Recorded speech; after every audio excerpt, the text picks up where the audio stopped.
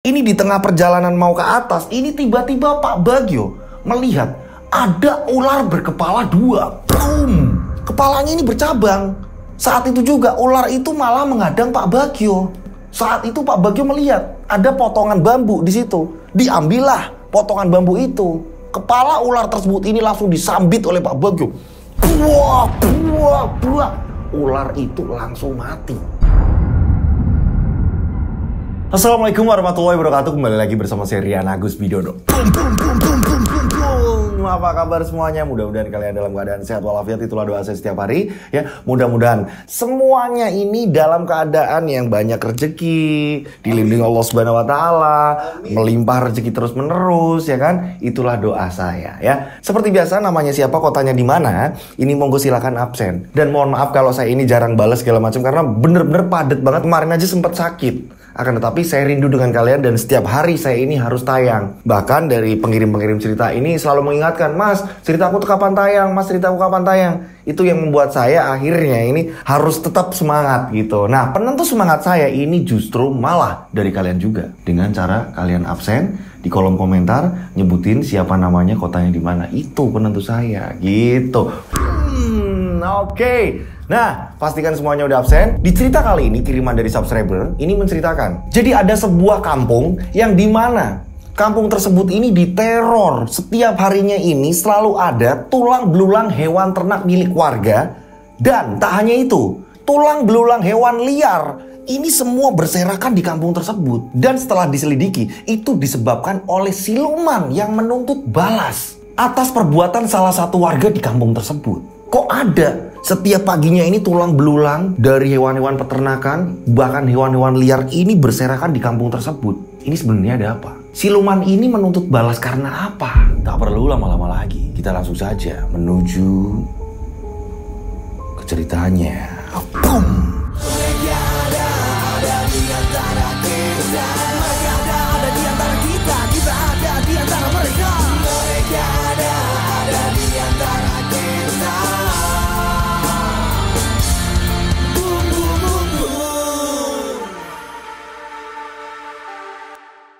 Seperti biasa, nama tempat toko semuanya disamarkan untuk keamanan bersama. Kejadian ini kisaran tahun 2000-an. Sudah cukup lumayan lama ya, tahun 2000-an. Toko di sini kita sebut saja namanya Pak Bagio. Usianya ini 57 tahun, seorang tukang beca. Pak Bagio hidup dengan satu putranya. Kita sebut saja namanya Adi.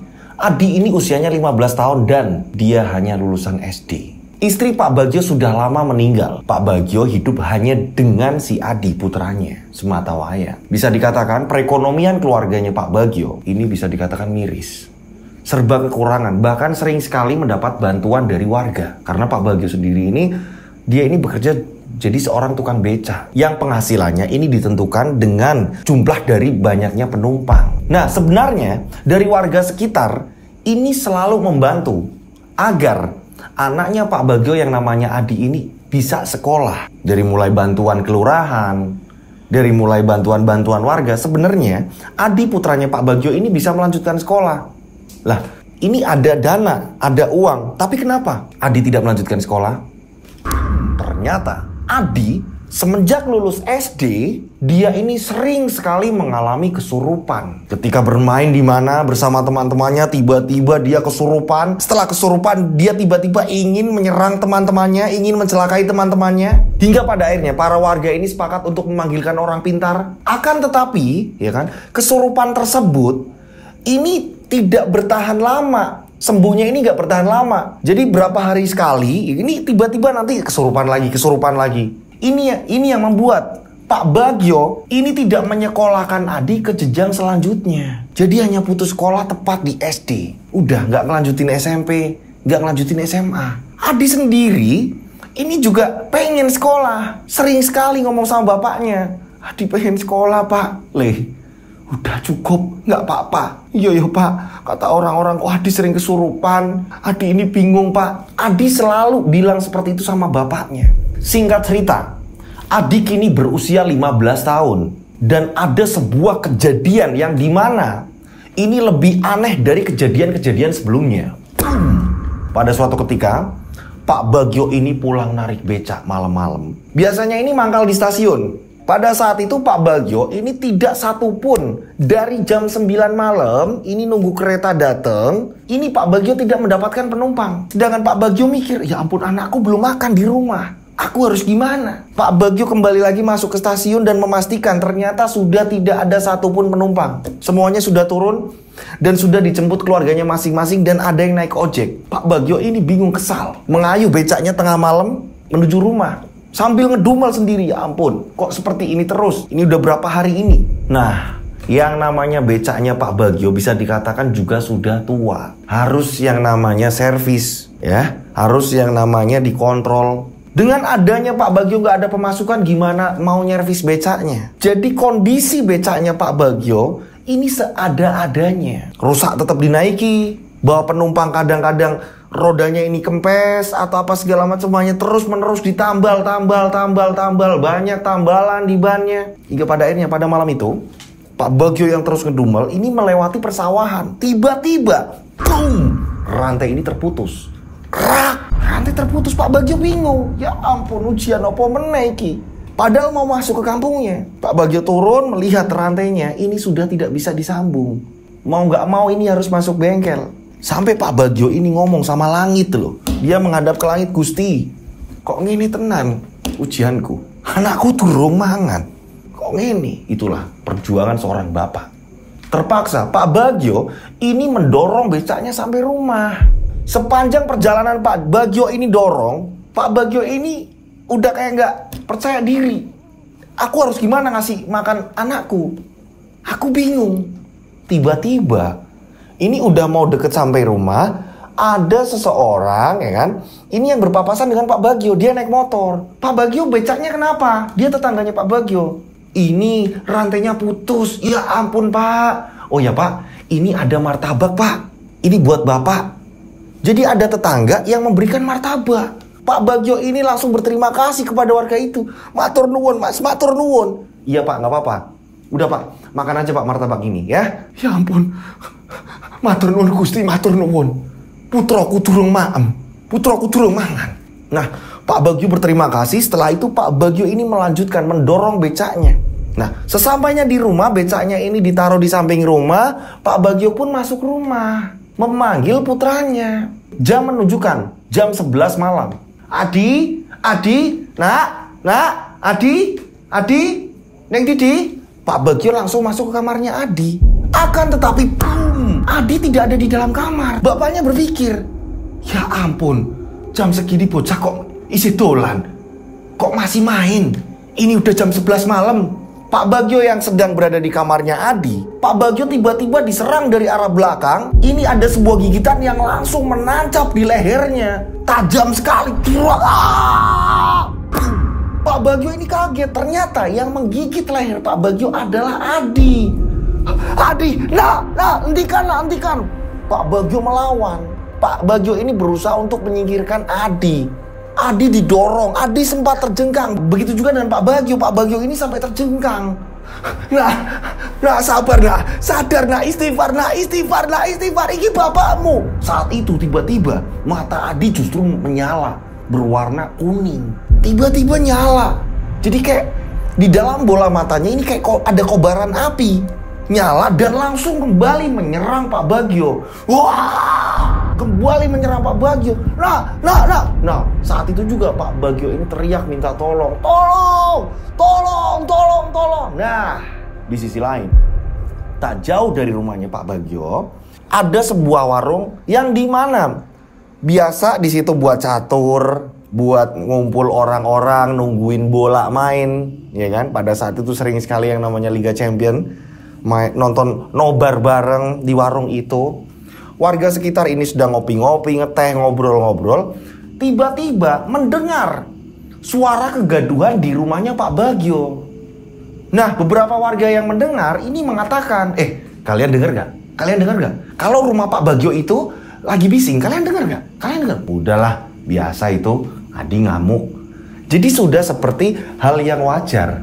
Bagi warga-warga sekitar ini hal yang wajar. Udahlah, biasa, Adi stres, Adi gila. Bahkan ada yang ngomong seperti itu.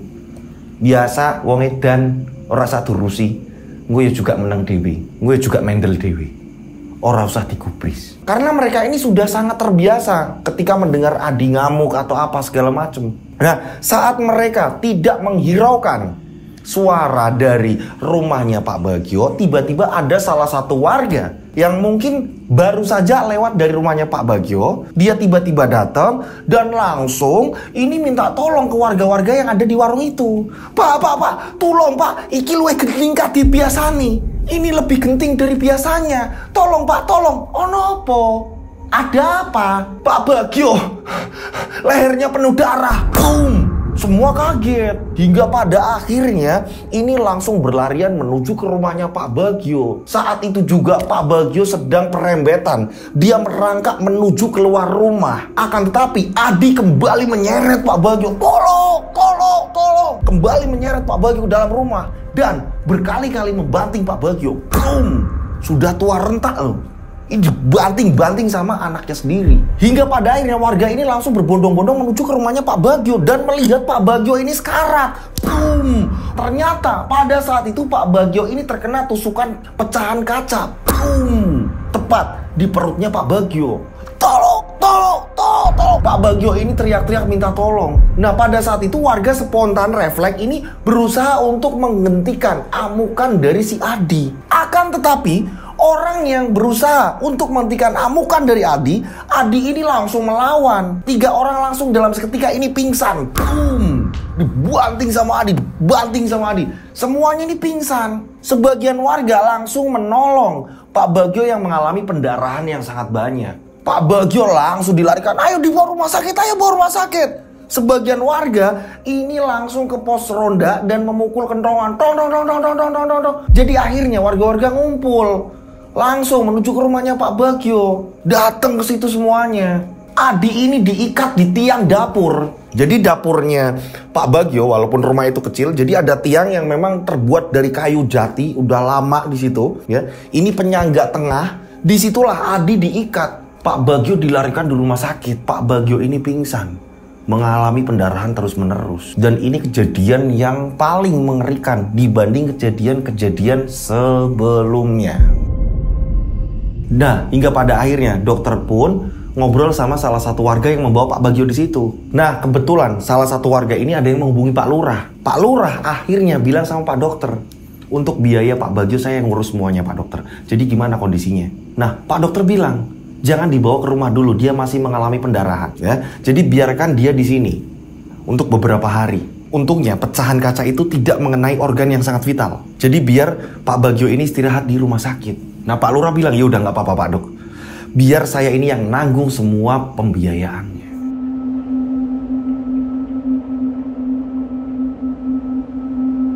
Singkat cerita, berapa hari kemudian, ya kan?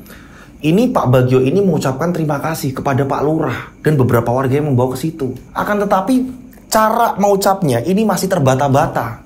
Nah, di sisi lain, Adi ini masih dipasung sampai dia ini lemas. Jadi dia ini kerasukan, ini kadang-kadang keluar sendiri, masuk lagi, keluar sendiri, nggak nentu. Dan ketika saat Adi ini dalam keadaan sadar, ya Adi ini dalam posisi yang bener-bener kayak manusia biasa, normal. Tolong, Adi lapar.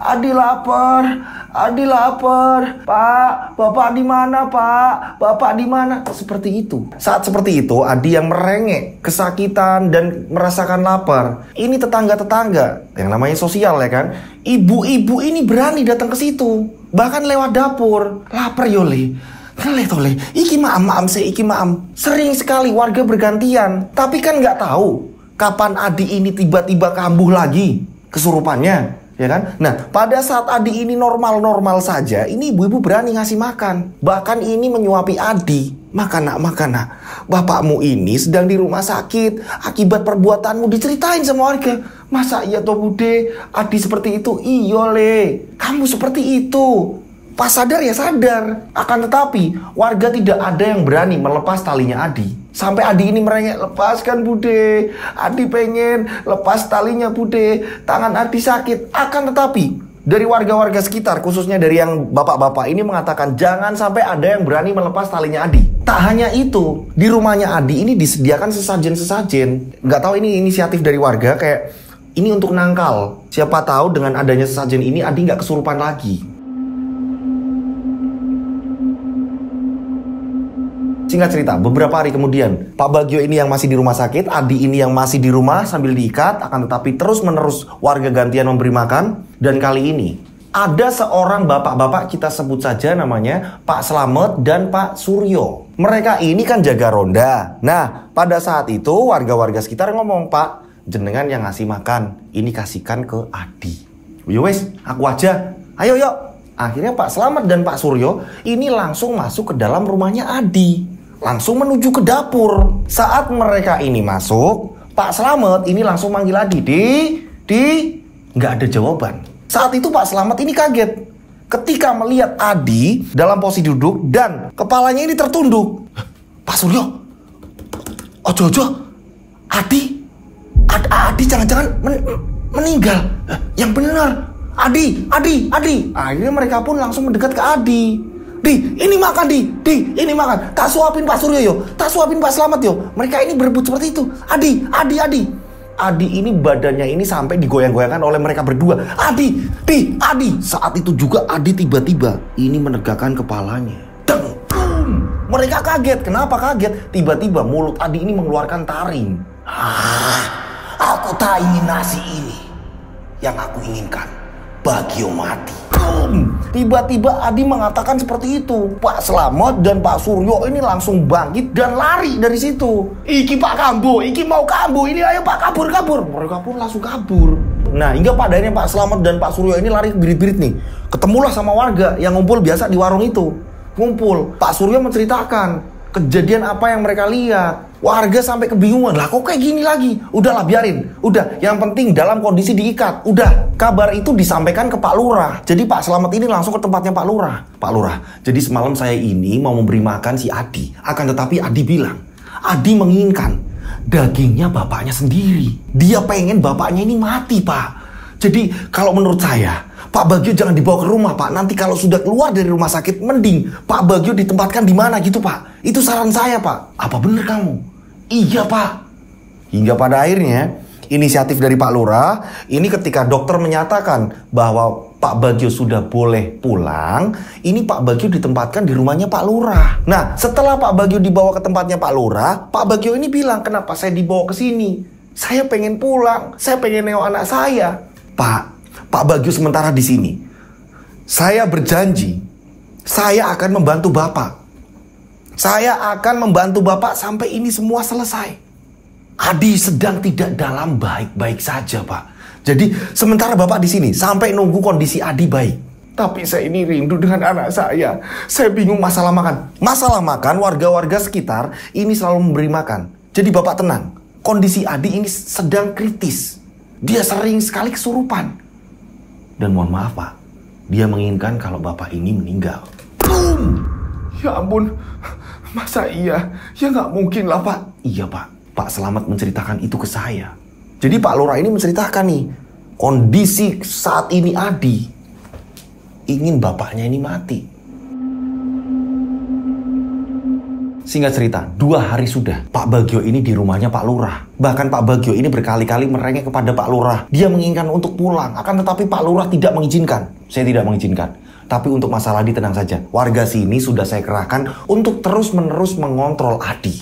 Mengecek Adi kondisinya bagaimana. Jadi Pak Bagio ini tenang di sini. "Pak, tapi nanti saya merepotkan warga." Udah, tenang. Bapak di rumah. Ini entah warga-warga pada malam itu ini pada sibuk masing-masing, atau karena lelah dalam bekerja atau segala macam. Ini kebetulan ada salah satu warga, ini kita sebut saja namanya Pak Joko. Nah, Pak Joko ini duduk-duduk di warung. Nah, ibu-ibu penjual warung itu ini ngomong sama Pak Joko.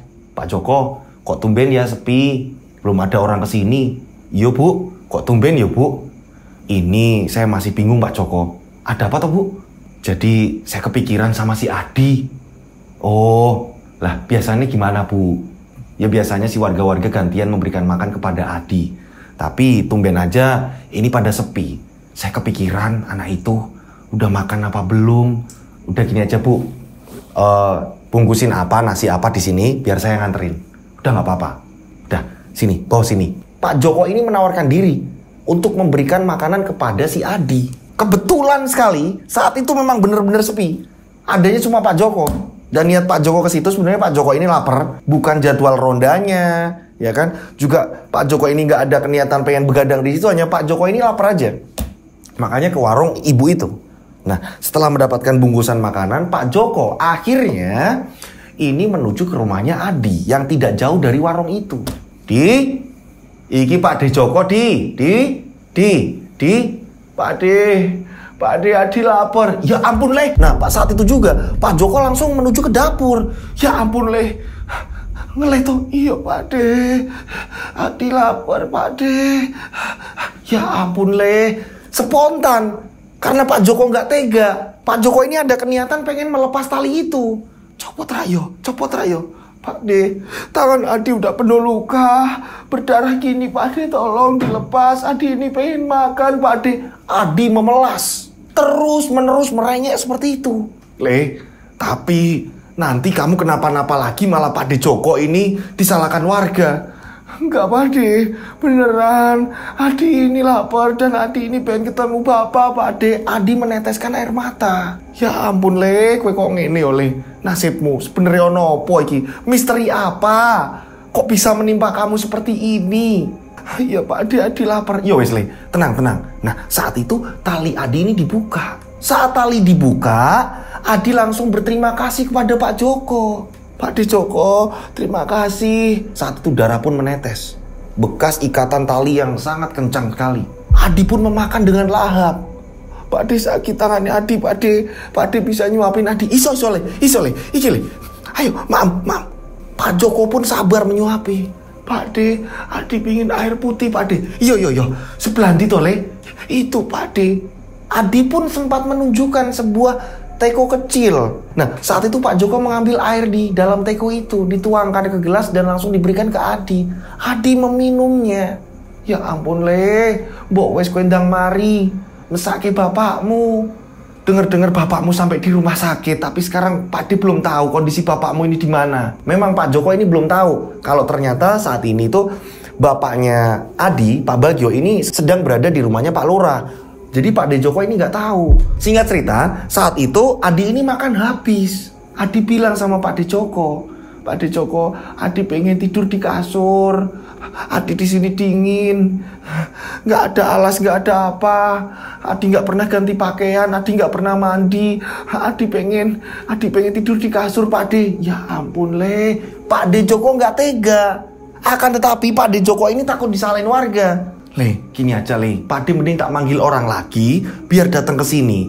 Jadi gak hanya Pak De yang salah takutnya Pak De ini nanti disalahkan warga.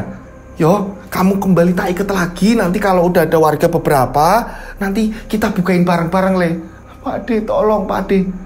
Udah kamu melas Pak De juga toh, biar Pak De ini gak disalahin warga Iya Pak De. Saat itu Pak De Joko kembali ngikat tangannya Adi ke belakang.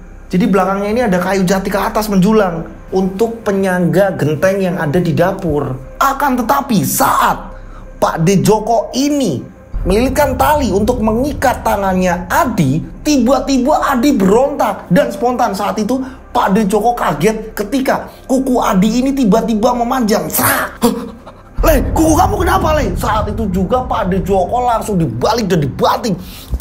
Pak De Joko dilempar. Pak De Joko ini sampai tubuhnya ini mengenai meja makan. Saat itu juga Adi langsung teriak, Bagio kamu harus mati. Boom. Adi langsung keluar dari rumah. Pak De Joko kesakitan. Setelah itu Pak De Joko ini berusaha untuk bangkit. Langsung teriak-teriak ke warga, tolong. Langsung gedor-gedor rumah warga. Hingga pada akhirnya warga pun keluar. Saat warga keluar, ini langsung kembali menuju rumah Adi. Akan tetapi Adi sudah tidak ada di dalam rumah. Singkat cerita, akhirnya warga berbondong-bondong. Malam itu juga, ini banyak yang lagi lelah, kerja atau apa-apa. Karena pada saat itu memang benar-benar sepi kan kondisinya. Ini warga-warga ternyata memang banyak yang kelelahan, bekerja atau apa. Nah pada saat Adi hilang, semua langsung bergegas nyari semua. Ayo cari Adi. Semua nyari Adi. Karena Pak Joko menceritakan bahwa Adi ini berubah. Kukunya ini keluar tajam, dia keluar taring, tiba-tiba nyerang. Dan Pak Joko sudah tidak melihat Adi di mana lagi. Semua warga nyari. Hingga pada akhirnya pencarian itu tidak membuahkan hasil. Tidak ada yang menemukan Adi. Udah ketemu belum? Durung Pak. Wes temu turun belum Pak? Pada nyari semua, gak ada yang tahu Adi di mana. Wes. Kita jaga rumah kita masing-masing. Kita jaga keluarga kita masing-masing ya. Nanti kita lapor kepada Pak Lurah. Iya Pak. Akhirnya mereka pada pulang. Keesokan harinya salah satu warga ini menuju ke tempatnya Pak Lurah. Akan tetapi kebetulan Pak Lurah ini sedang ada di luar kota. Warga tersebut ini belum berani langsung mengatakan kepada Pak Bagio yang dirawat di rumahnya Pak Lurah. Dijaga orang juga, tapi warga ini belum berani untuk mengutarakan apa yang terjadi sebenarnya. Di hari selanjutnya, pagi-pagi, semua warga ini kaget. Yang pertama melihat adalah ibu-ibu. Jadi ada warga di kampung tersebut, ini ibu-ibu kaget. Hah, apa iki? Boom, ternyata di depan rumah warga ini berserakan tulang-tulang hewan-hewan peliharaan masing-masing. Hewan-hewan ternak masing-masing. Nah, kok bisa kayak gini? Kok ini ada kepala kambing? Jadi semua di dusun itu, yang dekat-dekat rumahnya Adi, ini di depan jalanan, di depan rumah, di depan teras, dimanapun, ini banyak tulang-tulang. Hewan-hewan liar, hewan-hewan peternakan juga. Jadi campur di situ. Ada warga juga ini langsung nengok nih ke kandangnya. Ternyata semua hewan peternakannya ini mati. Ayam lah, apalah, kambing lah, sapi lah, semua mati. Dan tulangnya ini berserakan. Dan pada saat itu kata dari pengirim cerita ini sempat digegerkan. Di situ banyak warga-warga menemukan tulang belulang. Sempat geger di kampung itu. Bahkan ke kampung-kampung tetangga-tetangganya ini pada tahu. Saat semua digegerkan seperti itu, ya kan? Ini setelah selesai Jumatan. Jadi tepat di hari Jumat, setelah selesai Jumatan, ini ada seorang kakek-kakek, ya kan? Dia ini sudah tua sekali. Dia ada di barisan paling belakang pas pada waktu sholat Jumat. Nah, kakek-kakek tersebut ini mengatakan kepada Joko. Kakek itu mendekat kepada Joko. Kakek cuma mau ngingetin. Kemarin ada ribut-ribut di sini, ada orang yang kesurupan atau apa. Kakek ini hanya mengingatkan. Kakek sudah tua. Kakek hanya mengingatkan. Tolong bawa pergi Bagio. Jangan sampai Bagio ini diketahui oleh anaknya. Nah, Joko pun tanya, maksud kakek gimana kek? Maksud Mbak piye? Amankan Bagio. Jika putranya mengetahui di mana keberadaan Bagio, maka Bagio tidak akan selamat. Sudah, saya mau pulang. Nah, kakek-kakek itu tadi, ini rumahnya ini bukan di kampung itu, di kampung sebelah. Akan tetapi dia kalau sholat Jumat, ini pasti di kampung itu. Joko yang mendengar kabar itu, ini langsung cerita dengan warga yang lain. Ini kakek ini menceritakan seperti ini. Katanya kalau Bagio ini gak segera diamankan, Bagio bakalan terancam, Bagio bakalan dibunuh sama putranya sendiri. Lah, masa? Ya kok gitu? Ada juga yang ngomong, ya udahlah biarin matilah, biar kampung kita ini aman. Kalau Bagio udah mati kan udah, kampung kita ini gak resah kayak gini. Nah, tak hanya itu, banyak warga-warga yang mengeluh, ini gimana? Peternakan saya ada kerugian atau apa segala macem. Ternyata hilangnya Adi ini berdampak besar di kampung itu, khususnya di perekonomian. Karena banyak hewan-hewan ternak ini mati. Singkat cerita, ketika Pak Lurah sudah sampai rumah, ya kan, beliau ini yang baru saja dari luar kota, Pak Lurah kaget mendengar kabar tersebut. Warga mengutarakan bahwa suasana sudah genting, Pak. Banyak warga yang mengeluh. Ini sebelum Bapak kena demo, ini Bapak harus mengatasi semua ini. Hingga pada akhirnya kabar ini disampaikan ke Pak Bagio dengan pelan-pelan. Pak Bagio ini udah sering merengek pengen pulang, tapi tetap dijaga. Barulah Pak Lurah mengatakan, Pak Bagio berarti ada benarnya. Selain Pak Bagio ini istirahat di tempat saya, ini ada benarnya. Pak Bagio kalau di rumah, Pak Bagio bakal mati di tangan putra Pak Bagio sendiri. Karena putra Bapak pada saat ini belum juga ditemukan. Dia terus mengamuk. Bahkan banyak warga yang dirugikan. Semua hewan-hewan ternak ini semuanya mati, Pak. Tulangnya berserakan di kampung ini. Pak Bagio kaget. Akan tetapi Pak Bagio ini karena memang udah tua juga, ya kan. Jadi Pak Bagio belum ada tenaga untuk jalan atau apa segala macam. Ini belum pulih banget. Jadi Pak Bagio hanya bisa sedih. Ya ampun, putraku kok seperti ini, Pak. Iya, Pak Bagio. Yang ada ketika Bapak ini pulang justru malah dimusuhi warga. Karena penyebab ini semua dari putranya Pak Bagio. Jadi mending Pak Bagio di sini. Saya akan cari jalan keluar.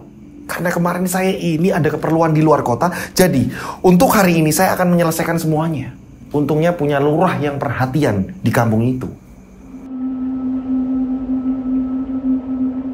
Nah, singkat cerita ya kan, ini Joko pun menemui Pak Lurah dan menceritakan, iya bener Pak Lurah, jadi ada kakek-kakek, ini seperti ini mengatakan bahwa, ya kan, Bagio dalam masalah. Bagio ini dalam masalah besar. Ketika anaknya melihat Bagio bakal dibunuh. Nah, kakek-kakek itu memang ada di desa seberang, Pak. Nah, Pak Lurah akhirnya di sini bertindak. Oke, kalau gitu. Pak Lurah ini mencari orang yang ngerti. Pak Lurah nyari tahu. Pak Lurah tanya-tanya ke sahabat-sahabatnya Pak Lurah. Singkat cerita, Pak Lurah ini bertemu dengan seseorang dan seseorang itu bilang, ini harus dipanggilkan orang pintar. Ya kan, orang yang ngerti akan seperti ini, orang yang punya indera keenam, orang yang bisa berkomunikasi dengan hal-hal yang tak kasat mata. Didatangkanlah.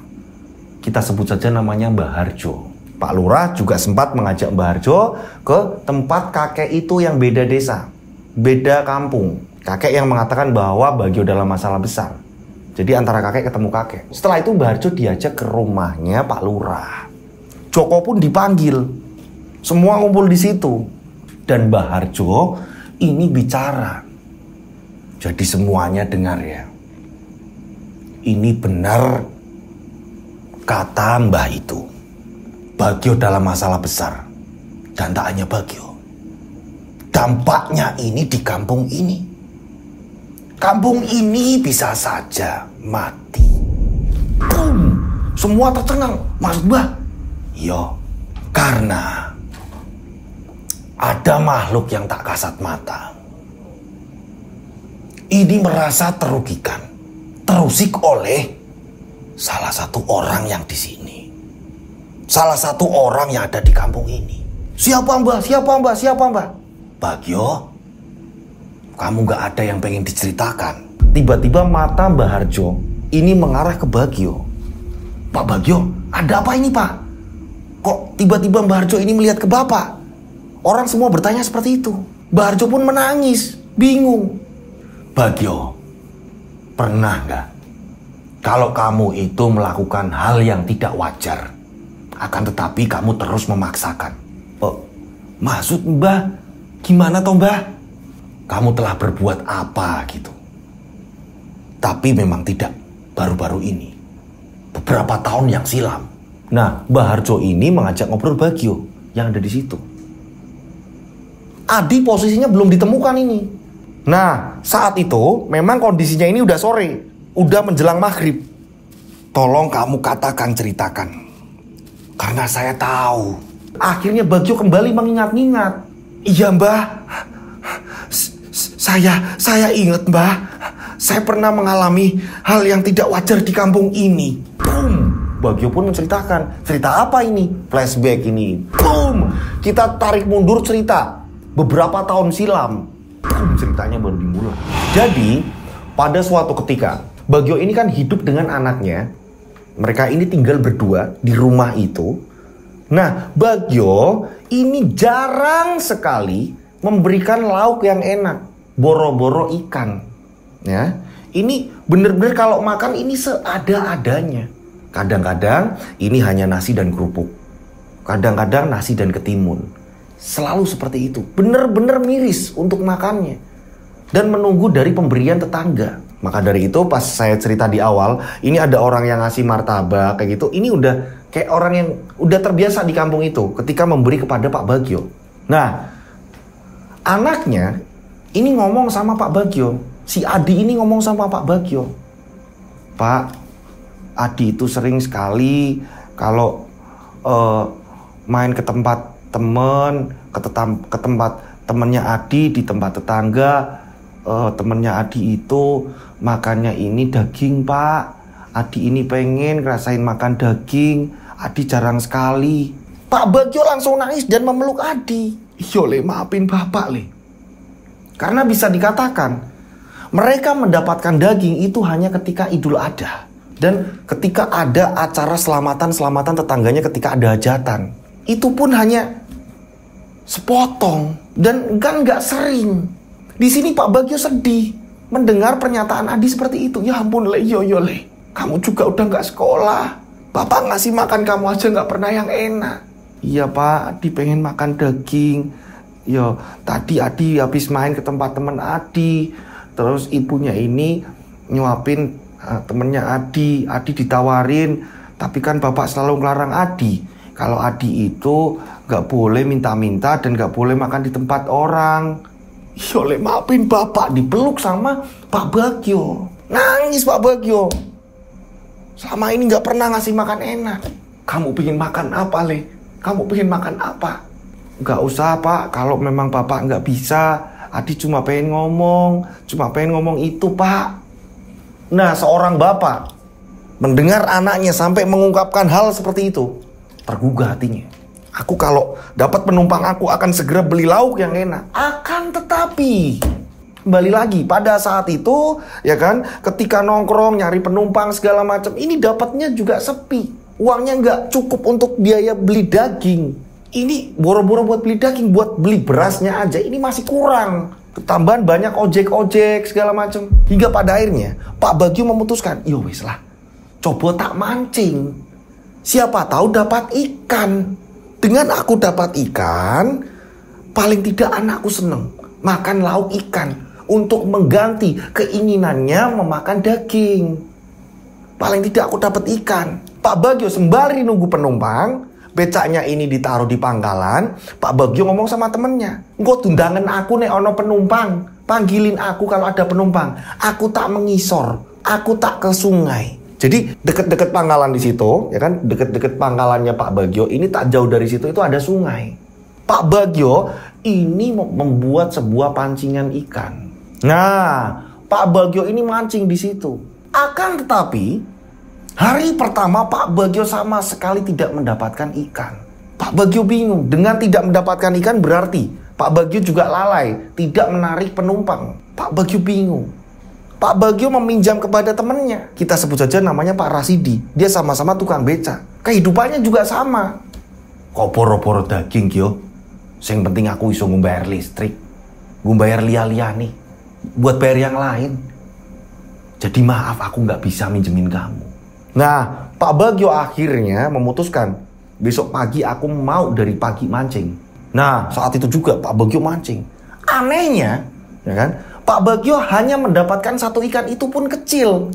Pak Bagio berusaha, Pak Bagio semangat nih, berusaha semangat semaksimal mungkin. Nah, dari pagi, siang, sampai sore, ini Pak Bagio tidak mendapatkan apa-apa di hari kedua itu. Pak Bagio kesal. Pak Bagio saking kesalnya ini mematahkan alat pancingnya yang terbuat dari bambu, dipatahkan sama Bagio. Prak, kok koyo ngene tenan?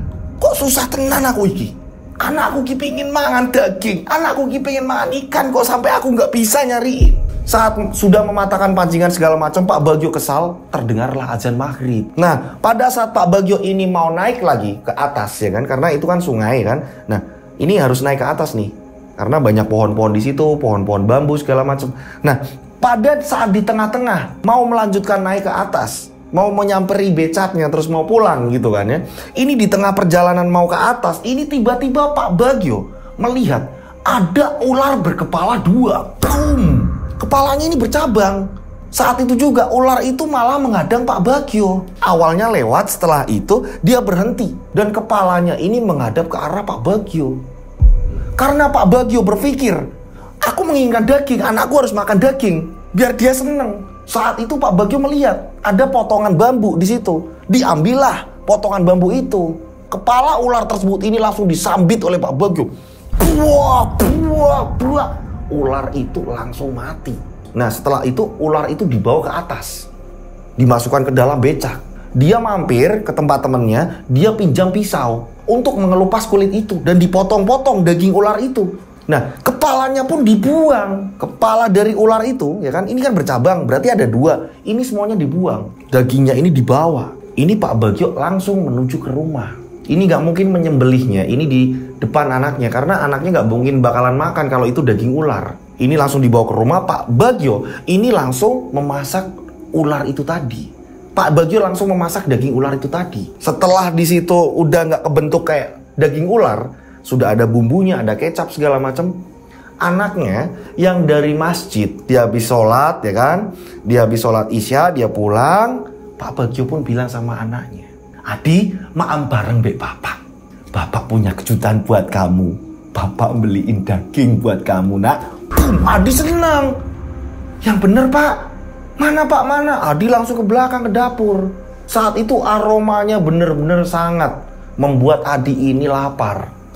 Adi pun langsung mengambil nasi. Saat itu Adi makan dengan lahap. Bapaknya meneteskan air mata melihat Adi makan dengan lahap. Pak, enak Pak, ini daging apa? Pak Bagio ini berbohong pada Adi. Itu daging burung nak. Bapak membeli. Kebetulan teman Bapak ini ada yang jualan. Bapak beli daging itu buat kamu. Daging burung ya Pak? Iya nak. Enak ya nak? Iya Pak. Habiskan nak, habiskan. Pak Bagio pun gak makan. Yang makan putranya sampai habis. Setelah itu Pak Bagio memeluk putranya sambil nangis. Dia merasa bangga sudah memberikan daging kepada putranya. Inilah ya. Sedih ya rasanya. Jadi ternyata di tahun yang 2000-an itu masih banyak saudara-saudara kita, mereka ini masih jarang merasakan makanan-makanan enak. Daging lah atau apalah-apalah. Jangan kok mereka. Pada waktu 2000-an, saya sendiri di keluarga saya, ibu saya ini masak ya juga, oh daging ini nggak mesti setiap hari gitu. Bahkan mungkin beberapa bulan sekali. Saya merasakan seperti itu. Apalagi ini keluarga yang bisa dikatakan ya kan, maaf ya, ini kurang mampu. Kondisinya di bawah kita. Nah ketika merasakan daging ular itu, Adi ini benar-benar rasain, ini enak banget. Apa ini yang namanya daging burung? Keesokan harinya, Adi pun menceritakan kepada teman-temannya bahwa Adi telah memakan daging burung. Temannya sampai penasaran, rasanya apa dia enak loh. Apalagi kalau bapak yang masak. Adi seneng pamer ke teman-temannya. Beberapa hari setelah Adi ini makan daging ular berkepala cabang itu, ini Adi pada tengah malam ini kejang-kejang, menggelinjang dan badannya ini panas. Pak Bagio ini kebingungan. Sering terjadi kesurupan akhirnya Adi ini. Sering mengalami kesurupan. Ketika panasnya mulai turun dia reda. Nanti ketika panasnya naik Adi ini mulai kesurupan. Sering seperti itu. Sering dipanggilkan orang juga, orang pinter. Akan tetapi ketika orang pinter itu pulang gitu kan ya, ini Adi kembali lagi seperti itu. Jadi hanya menahan. Nah kita kembali ke cerita yang sekarang nih ya kan. Flashbacknya udah selesai ya kan, oke. Bagio pun menceritakan seperti itu Mbak Harjo. Kondisinya seperti itu. Pada saat itu saya juga gak nyangka bakal seperti ini. Nah Mbak Harjo bilang, kamu tahu gak kalau daging ular yang kamu berikan kepada putramu itu siapa dia? Kamu tahu gak? Saya gak ngerti Mbak Harjo. Yang jelas saya ini ya pengen ngasih makan daging kepada putra saya. Mbak Harjo pun mengatakan, itu bukan daging sembarangan. Ular berkepala dua itu adalah salah satu dari ribuan siluman yang menunggu di sungai kampung ini. Apa Mbah? Ular itu sudah lama menjadi penunggu sungai ini. Sungai kampung ini. Pak Bagio langsung kaget. Berarti ular yang saya berikan kepada putra saya itu ular siluman Mbah? Yo, dia sudah lama tinggal di sini. Dia tidak terima kalau kepalanya dibuang. Mungkin pada saat itu, ketika kamu menguburkan dua kepala itu, walaupun kamu mengambil dagingnya, mungkin putramu ini bisa baik-baik saja. Akan tetapi, ular itu tidak terima. Kamu membuang sembarangan dua kepala ular itu. Pak Bagio jadi ingat. Singkat cerita, Mbak Harjo ini masih di situ ya kan? Ini sampai berjam-jam nih. Karena Mbak Harjo di situ kayak merapal ritual apa gitu kan ya. Tidak boleh diganggu. Dan ada warga, ini kurang lebih jam 8:30 malam, ini ada warga yang datang ke tempatnya Pak Lurah dan mengatakan kepada Pak Lurah, Pak Lurah, saya melihat Adi Pak. Nah, Pak Lurah ini belum menjawab, Mbak Harjo tiba-tiba bilang, ojo diganggu, ben semedise. Ben semedise.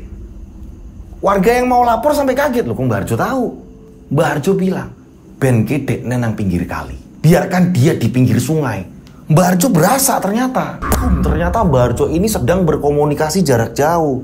Nah, tepat jam 11:30 malam, barulah Mbak Harjo bilang sama Pak Lurah, Pak, monggo kali kulo Pak, kita ke sana. kita jemput Adi. Tapi yang lain tolong jangan ikut. Mbah Harjo bersama Pak Lurah akhirnya menjemput Adi. Ternyata benar, Adi sedang bersemedi. Ini ada batu di pinggir sungai. Kalau di tempat saya ini namanya bantaran, gitu kan ya. Ada batu besar gitu, dan di situ ada semak-semak. Adi ini sedang bersilah, bersemedi di situ. Orang yang melaporkan tadi, ini nggak sengaja, dia ini sedang mancing.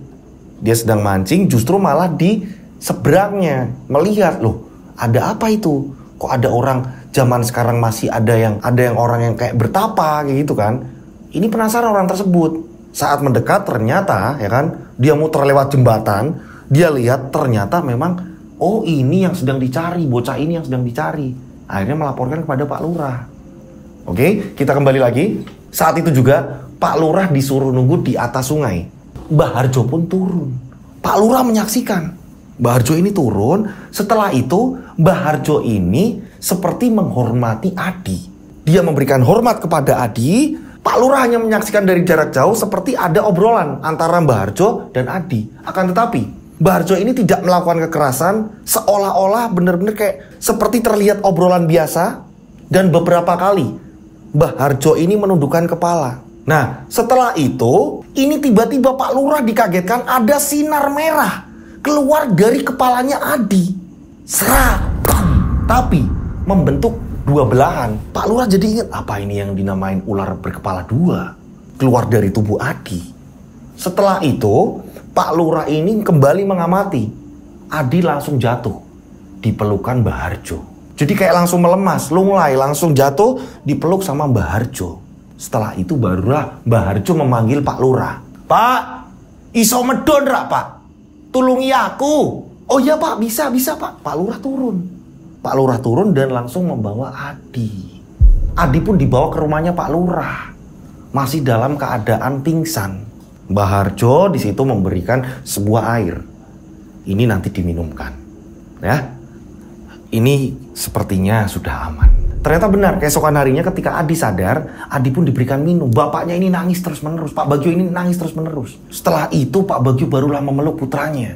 Pak Bagio juga mengatakan permohonan maaf kepada warga-warga. Mohon maaf gara-gara perilakunya beberapa tahun yang lalu telah membunuh makhluk penjaga sungai di situ, kampung di situ, yang menjadikan warga sekitar ini jadi kacau balau, perekonomian segala macam. Dampak dari amukan Adi yang telah dirasuki, Pak Bagio ini mengucapkan banyak minta maaf. Singkat cerita, akhirnya Adi pun dibawa pulang. Akan tetapi, semenjak kejadian itu, Adi ini justru malah menjadi seorang yang pendiam. Diajak ngobrol bapaknya, ini diajak ngobrol sama tetangganya, ini diajak ngobrol sama teman-teman seumuran Adi. Adi hanya diam, seperti orang linglung. Nah, memang ternyata Mbah Harjo ini sudah menyampaikan ke Pak Lurah, akan tetapi tidak disampaikan ke Pak Bagio. Disampaikan ke Pak Lurah, Mbah Harjo ini menyampaikan, iso selamat, tapi koyo wong linglung.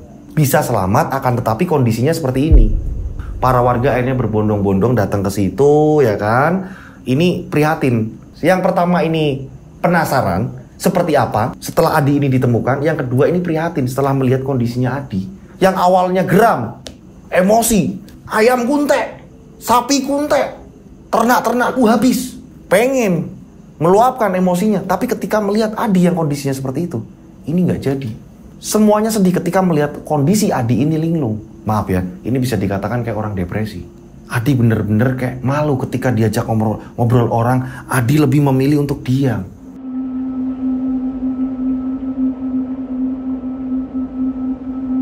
Berjalannya waktu, beberapa orang pinter yang mulai berdatangan. Jadi kayak ada orang yang respect, pingin membantu untuk memulihkan kondisi Adi.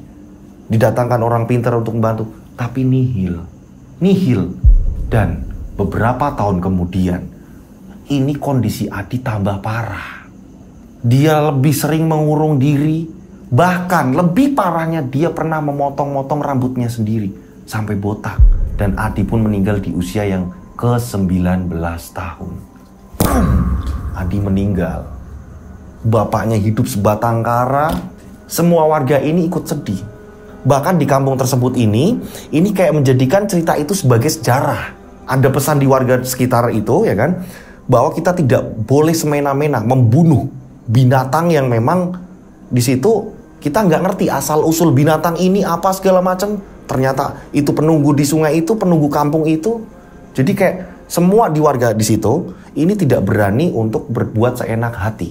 Benar-benar menjaga alam itu. Benar-benar menjaga kondisi di lingkungannya. Nah, berjalannya waktu, menurut penuturan warga, ini warga yang tak sengaja lewat depan makam, ini sering melihat ada banyak ular, ini semua ngumpul di makamnya Adi. Jadi kayak ada ular-ular kecil-kecil ini pada ngumpul di makamnya Adi. Awalnya ada salah satu warga ini melihat, apa sih itu? Kok ada nyala-nyala? Apa sih? Kuning menyala. Ternyata itu mata-mata dari ular. Kuning menyala. Dan ketika warga ini melihat kaget, ternyata yang sedang dikerumunin ular-ular itu adalah makam dari Adi. Ada yang juga menyalahgunakan. Mereka datang ke situ hanya meminta nomor togel. Ada juga. Banyak perdebatan akhirnya. Akhirnya dari kelurahan ini meminta agar warga tidak meminta nomor togel atau apa di makamnya si Adi. Jadi dari juru kuncinya ini dipesenin nih sama lurah. Nanti kalau ada kayak gini laporin nih. Ada yang memanfaatkan seperti itu. Ada yang meminta pesugihan lah, ada yang iya kayak gitulah. Nah, itulah. Sampai saat ini katanya ini sering ada ular datang ke makamnya Adi. Sampai saat ini. Nah, itulah kisah perjalanannya Pak Bagio dan Adi. Nah, menurut kalian di cerita ini pesan-pesannya seperti apa? Monggo silakan ditulis. Siapa tahu kalian juga punya pengalaman misteri yang hampir mirip seperti ini. Seperti apa ketika mungkin ada cerita membunuh seekor binatang atau apa segala macam. Monggo silakan ditulis di kolom komentar. Pesan-pesannya seperti apa untuk pelajaran kita semuanya. Nah, saya mau ucapkan terima kasih buat pengirim cerita ini. Mohon maaf kalau ada salah-salah kata dalam saya bercerita. Gitu. Nah, buat teman-teman yang punya pengalaman misteri, punya kisah-kisah misteri, caranya gampang sekali untuk kalian bisa ceritakan ke saya. Ini caranya seperti ini. Kalian lihat ke layar handphone kalian, ditulis per paragraf. Namanya siapa yang mau disamarkan atau nggak perlu disamarkan ditulis per paragraf atau per kalimat. Dari mulai awal kejadiannya seperti apa, penanggulangannya seperti apa, ya, kota yang mau disamarkan seperti apa, terus ceritanya seperti apa, endingnya, ini ditulis lengkap. Tapi ini dikirim per paragraf atau per kalimat. Sekali lagi per paragraf atau per kalimat. Jangan ditulis berkebawah tanpa titik dan koma. Yang ada saya juga malah koma sendiri gitu. Ini membaca tulisan-tulisan ini yang ada saya malah bingung sendiri. Nah, ini ditulis per paragraf atau per kalimat seperti ini nih. Oke? Nah, dikirimnya kemana? Kalian bisa kirim ke DM Instagram saya @dodosinju. Atau kalian bisa kirim ke nomor WhatsApp saya 085870433336. Tiganya 4 kali. Saya ulang 085870433336. Tiganya 4 kali. Oke? Nah, seperti biasa dikasih nama dan nama kota kalian agar tidak ketumpuk dengan WA lain. Dengan seperti itu saya langsung nge-save nomor kalian. Dan saya akan memasukkan kalian ke dalam grup WhatsApp. Jadi ketika ada tayangan terbaru dari Rian Agus Widodo, handphone kalian langsung mendapat notifikasi WA dari saya.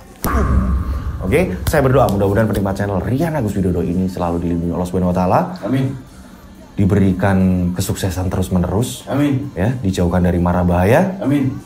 Dimudahkan ketika kalian ini sedang meniti karir atau apa. Amin. Ya kan? Amin, ya kan? Ketika kalian ini banyak masalah, segera diangkat masalahnya. Amin. Ya kan? Segera teratasi masalahnya. Amin. Ketika kalian banyak utang, mudah-mudahan segera lunas utang-utang kalian. Amin. Ya, sehat selalu, panjang umur, semuanya jaga kesehatan. Akhir kata, saya Rian Agus Widodo mengucapkan wassalamualaikum warahmatullahi wabarakatuh. Mereka ada di antara kita. Mereka ada di antara kita. Subscribe channel Rian Agus Widodo, kisah misteri. Mereka ada di antara kita. Nyalakan lonceng, notif, tinggalkan komen, share. Mereka ada di antara kita. Mereka ada di antara kita. Kita ada di antara mereka. Mereka ada di antara kita. Mereka ada di antara kita. Mereka ada di antara kita. Kita ada di antara mereka.